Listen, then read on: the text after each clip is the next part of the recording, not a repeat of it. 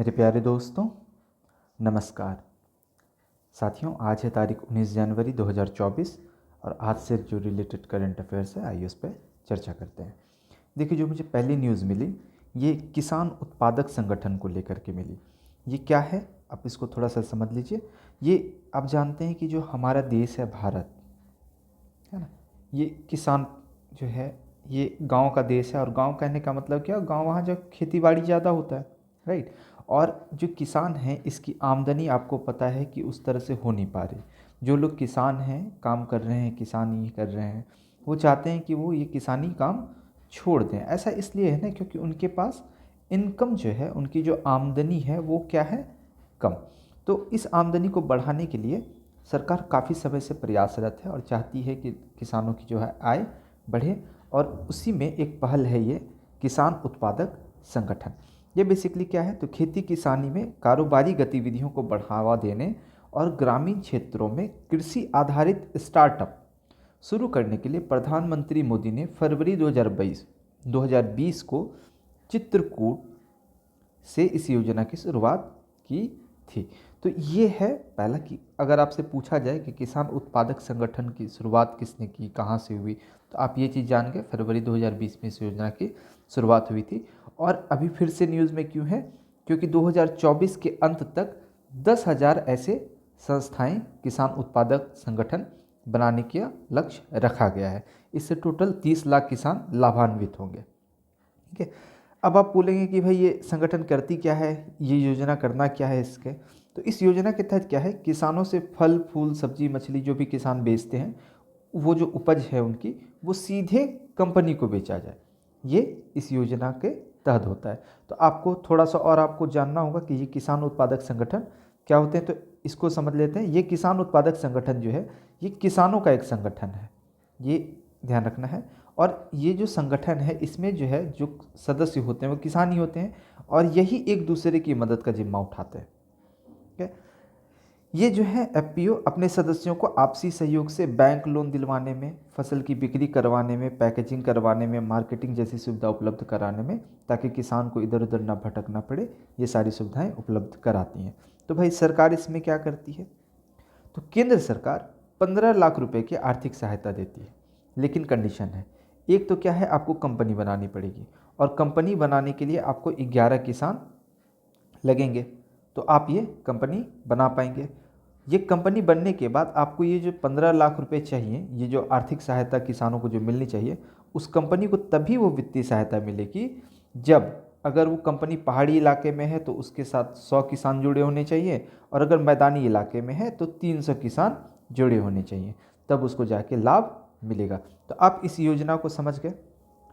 कल आप अधिकारी बनेंगे तो इस योजना का लाभ आप ही उपलब्ध कराएंगे ये किसानों को, तो इसलिए आपको ये योजना समझनी चाहिए थी। अगली जो न्यूज़ मुझे मिली वो मगरमच्छों को लेकर के मिली। अभी आप जान रहे हैं कि मगरमच्छों की संख्या में जो है मामूली बढ़ोतरी, बहुत ज़्यादा तो नहीं हुई है। अभी एक वार्षिक जनगणना हुआ, कहाँ हुआ, तो एक ना राष्ट्रीय उद्यान है भितरकनिका, ये कहाँ है, उड़ीसा में। तो यहाँ पर जो मगरमच्छ रहते हैं ये ना सॉल्टी वाटर, लवणीय जल वाले मगरमच्छ होते हैं और इसकी जो है संख्या में वृद्धि देखी गई। अगर इसका हम नाम पूछे साइंटिफिक नेम क्या होता है, तो इसका साइंटिफिक नेम है क्रोकोडाइलस पोरोसस। क्रोकोडाइलस पोरोसस, ये जो है क्रोकोडाइलस पोरोसस, ये सबसे बड़ा सरीसृप है विश्व का और ये अभी तक का ज्ञात आदमखोर में से एक है। और ये जो है भितरकनिका राष्ट्रीय उद्यान, तो भितरकनिका राष्ट्रीय उद्यान में ही मगरमच्छ संरक्षण परियोजना की शुरुआत की गई थी। कब, तो 1975 में। तो ये आपको ध्यान रखना है। इसके अलावा एक न्यूज़ मुझे मिला, ये रेडियो न्यूज़ था। न्यूज़ ये है कि गुट निरपेक्ष आंदोलन, है ना, इसको इंग्लिश में बोलते हैं नॉन अलायंस मूवमेंट, है ना। तो गुट निरपेक्ष आंदोलन के सदस्य देशों की अभी 2 दिनों की 9वीं शिखर सम्मेलन हो रही है। कहाँ, तो ये युगांडा में हो रही है। और युगांडा में कहाँ, तो कंपाला, जो युगांडा की राजधानी है। तो एक बार देख लीजिएगा, अफ्रीकन कंट्री है, मैप पे एक बार देख लीजिएगा। तो ये जो बैठक हो रही है, जो सम्मेलन हो रहा है, इसमें हमारे तरफ से कौन गया है, तो हमारे जो विदेश मंत्री हैं डॉक्टर सुब्रमण्यम जयशंकर, ये गए हैं। ये इम्पॉर्टेंट क्यों है, तो इसको एक बार हम लोग देख लेते हैं। तो पहले तो ये समझ लेते हैं कि गुट निरपेक्ष आंदोलन क्या है, इसकी पृष्ठभूमि क्या है। देखिए, जब सेकंड वर्ल्ड वार हुआ और जब सेकंड वर्ल्ड वार ख़त्म हो गया तो इसके बाद शीत युद्ध का दौर चल गया, है ना। और जब ये शीत युद्ध का दौर चला तो इसका मतलब ये हुआ कि जो विश्व है, वर्ल्ड है ना, ये जो पूरी दुनिया है, ये ना दो गुटों में विभाजित हो गई। एक गुट था साम्यवादी गुट और दूसरा था पूंजीवादी गुट। जो साम्यवादी गुट था, इसका जो लीडर था वो यूएसएसआर था, है ना, रसिया। और ये पूंजीवादी गुट था, इसका जो लीडर था ये यूएसए था। और इन दोनों में शीत युद्ध शुरू हो गया। तो ऐसे में जो कुछ राष्ट्र ऐसे थे जो अभी आज़ाद हो रहे थे, ऐसे नए नए देश जो अपनी वैसी गुलामी से आज़ाद हो रहे थे, इन्होंने कहा कि ये जो तुम लोग गुटबाजी कर रहे हो, इससे हम स्वतंत्र और तटस्थ रहेंगे, है ना। और इसी सब को लेकर के जो है नैम की स्थापना की गई, ताकि जो भी इसके नैम के जो भी सदस्य हों, जो भी इस आंदोलन में हों, वो इन चीज़ों से दूर रहें। अब बात करते हैं कि इसका पहला कदम कब उठाया गया ऐसा करने का। तो पहला कदम बांडुंग सम्मेलन 1955 में हुआ, जिसमें हमारे तरफ से भारत के तत्कालीन प्रधानमंत्री जवाहरलाल नेहरू, अब्दुल नासिर, मार्शल टीटो और सुकर्नो, ये इन नेताओं ने हिस्सा लिया। और इसके 6 साल के बाद सितंबर 1961 में यूगोस्लाविया में गुटनिरपेक्ष आंदोलन का पहला शिखर सम्मेलन आयोजित किया गया। तो ये इसकी पृष्ठभूमि थी।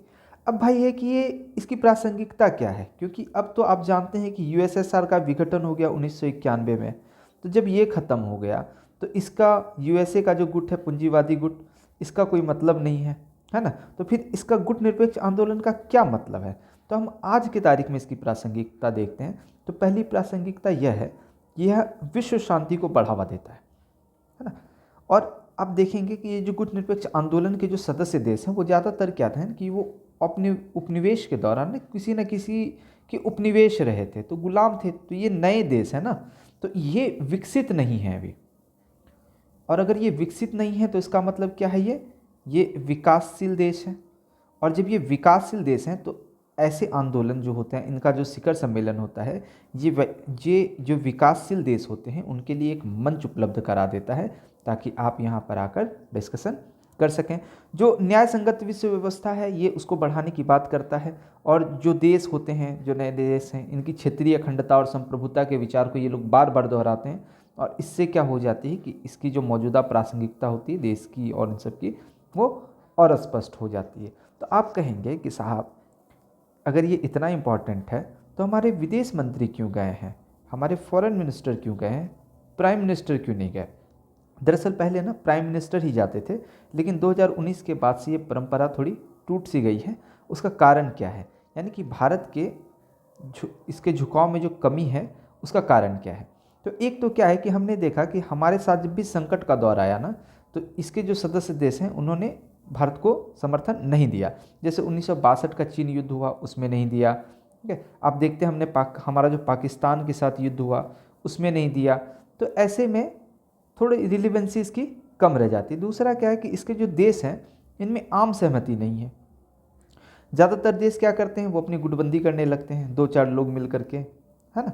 इसके अलावा जो एक और इम्पॉर्टेंट बात है वो यह है कि ये जो गुटनिरपेक्ष आंदोलन है, इसका जो प्राइमरी ऑब्जेक्टिव था, जो प्राथमिक उद्देश्य था, वो था जो हमारे पास परमाणु शस्त्र हैं, इसका निशस्त्रीकरण करें। यानी कि हमारे अपने पास जो एटॉम बॉम्ब्स हैं, है ना, इन सबको क्या करें, ख़त्म करें, है ना। लेकिन भारत के पास तो जानते हैं कि भारत जो है अपना परमाणु संपन्न देश है ना।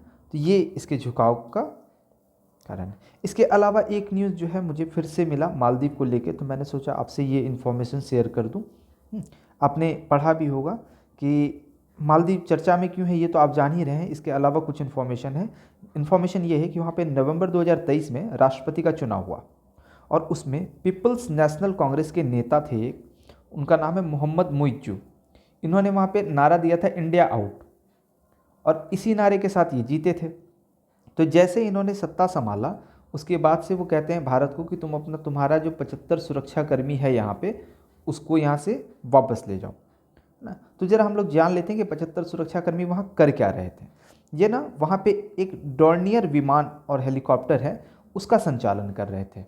ये विमान और हेलीकॉप्टर जो है ये भारत ने मालदीव को उपहार में दिया था, हमने उनको गिफ्ट किया था। क्यों? क्योंकि हमारे जो विशिष्ट आर्थिक क्षेत्र और 1000 से भी जो अधिक द्वीप हैं उनके भी उसमें आपदा राहत का कार्य जो है और निगरानी उनकी हो सके। और ये चीज़ आपको थोड़ा सा बस यही डोनियर विमान है ना, ये थोड़ा सा आपको ध्यान रखना था, बस बात खत्म है। इसके बाद एक न्यूज़ हमको सरकार के कर्ज को लेकर के मिला। ये क्या है जान जाते हैं। देखिए, एक संस्था है IMF, आप एक बार होमवर्क है आपका IMF देख लीजिएगा कि कब बना, है ना, कब बना। और ख़ुद भी थोड़ा होमवर्क आप करते रहें, क्योंकि आप लोग थोड़ा होमवर्क करते हैं तो आप लोगों को भी याद हो जाता है कब बना। दूसरा आप देख लीजिएगा कि इसके हेडक्वार्टर कहाँ है, ये आप खुद से देख लीजिएगा। तो IMF ने अभी भारत सरकार को चेतावनी भेजी, कहा कि तुम आपका जो कर्ज है ना, केंद्र सरकार और राज्य सरकार मिला करके, ये जो आपकी GDP है उसके बराबर होने वाला है। तो ये बड़ी भयावह स्थिति है। GDP का मतलब क्या होता है? देखिए, आसान भाषा में GDP का मतलब समझिए कि एक देश है वो जितना कमा रहा है ना वही GDP है, समझिए। अब आप सोचिए कि आप 100 रुपया कमा रहे हैं, है ना, और 100 रुपया आप कर्ज पे कर दे रहे हैं, तो आपके पास बचा क्या? कुछ नहीं। आप अपने ऊपर क्या पैसा खर्च करेंगे? कुछ भी नहीं, है ना। तो ये चीज़ IMF बता रही कि बड़ी भयावह स्थिति है भारत के लिए, है ना। जो रहना चाहिए कि कितना रहना चाहिए, तो पब्लिक डेट जो है वो ना मैक्सिमम रहना चाहिए GDP का 60%। तो आप कहेंगे कि क्या भारत इकलौता ऐसा देश है दुनिया में जिसकी ये हालत है? तो एक बार देख लेते हैं कि हमारे जैसे और कौन कौन है। तो हमारे जैसे जिनकी हालत इसी जैसी है वो वेनेजुएला है, इटली है, पुर्तगाल है, ग्रीस है। और ये जो है इनको बोला जाता है बीमार अर्थव्यवस्था है ना। इसके अलावा मोजाम्बिक, भूटान, सूडान, ऐसे भी छोटे छोटे देश आपको मिलेंगे। तो ये थी इससे। इसके अलावा जब ये चर्चा में आ रहा है तो इसके साथ ना कुछ बेसिक चीज़ें हैं, ज़रा हम लोग उसको डिस्कस कर लेते हैं। बेसिक चीज़ें क्या है? तो हमारा जो संविधान है, हमारे संविधान में एक आर्टिकल है, आर्टिकल 292। पहले जो ये आर्टिकल था ये 268 था, अभी 292 हो गया, तो आप 292 ही देखें। 292 में क्या चर्चा है ना? 292 में चर्चा है कि भारत सरकार उधार कैसे लेगी, है ना, क्या सिस्टम रहेगा भारत सरकार के उधार लेने का। तो इस पर जो है संविधान सभा में बहस हुई थी अगस्त 1949 में, और इसमें डॉक्टर अंबेडकर साहब ने कहा था कि संसद को कानून बनाकर सरकार की सीमा तय कर देनी चाहिए कि सरकार कितना कर्ज ले सकती है। ये बात डिस्कशन में हुआ था। तो देखते हैं कि क्या पॉलिसी है, अभी चीज़ें किस तरह से हैं। ये आर्टिकल की ना हूबहू जो है, जो वहाँ पे सेंटेंस लिखा है वही मैंने लिखा है, इसको ना पढ़िए। मैं इसको पढ़ता हूँ, आप समझने की कोशिश कीजिएगा। संघ की कार्यपालिका शक्ति का विस्तार। संघ की कार्यपालिका शक्ति कहने का मतलब क्या हुआ? प्रधानमंत्री, मंत्रिपरिषद, है ना। संघ की कार्यपालिका शक्ति का विस्तार भारत की संचित निधि की प्रतिभूति पर ऐसी सीमाओं के भीतर यदि कोई हो जिन्हें संसद समय समय पर विधि द्वारा नियत करे उधार लेने तक, और ऐसी सीमाओं के भीतर यदि हों जिन्हें इस प्रकार नियत किया जाए प्रतिभूति देने तक है। यानी कि जब तक संसद कानून नहीं बना देती तब तक ये अधिकार किसके पास है? सरकार के पास है कि सरकार कितना भी कर्ज ले सकती है। तो आप देख रहे हैं कि एक कानून बनाने के लिए एक प्लेस आपको दिख रहा है ना। तो इसीलिए मैंने आपसे ये आर्टिकल डिस्कस कर दिया। तो अभी क्या प्रोविज़न है? अभी प्रोविज़न है कि ऋण कौन लेता है? ऋण सरकार लेती है, और जितना मन कर रहा है उतना ले रही है। तो इससे हमारा आपका भी कर्ज बढ़ रहा है। तो इतना सा इन्फॉर्मेशन मुझे आज के न्यूज़ से मुझे मिला। बाकी जो चीज़ें बच गई हैं वो हम लोग फिर अगले न्यूज़ में कर लेंगे। एक चीज़ और मुझे आपसे डिस्कस करना था, आप लोग मुझे कमेंट में बताइएगा। आप लोग जान रहे हैं कि हमारे यहाँ 22 जनवरी को जो है अयोध्या में श्री राम मंदिर का उद्घाटन हो रहा है ना। तो ये तो हमारी व्यक्तिगत आस्था का चीज़ है, ये हमारे व्यक्तिगत मान्यताएं हैं, उन चीज़ों को लेकर के हैं। लेकिन ये जो श्री राम है, ये आपकी तैयारी में किस तरह से आपको देखना चाहिए। अगर आपको ये समझ में नहीं आ रहा कि आपकी अपनी तैयारी के लिए राम कितने इम्पॉर्टेंट हैं, तो आप मुझे एक बार कमेंट में ज़रूर बताइएगा। तो कल मैं इस बात पे चर्चा करूँगा लास्ट के 2 से 3 मिनट में कि आपको राम से लेकर के इनके संबंध में टॉपिक को कैसे तैयार करना चाहिए, किन चीज़ों को आपको देखना चाहिए, है ना। तो आप मुझे ये कमेंट में बताइएगा, तो मैं आपके लिए कल वाले वीडियो में इन चीज़ों को ऐड ऑन कर दूंगा।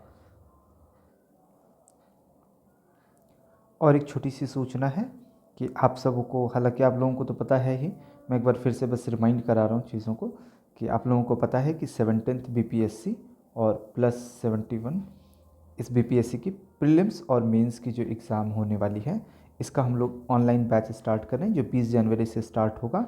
और 20 जनवरी से हम लोग सिलेबस पर चर्चा करेंगे।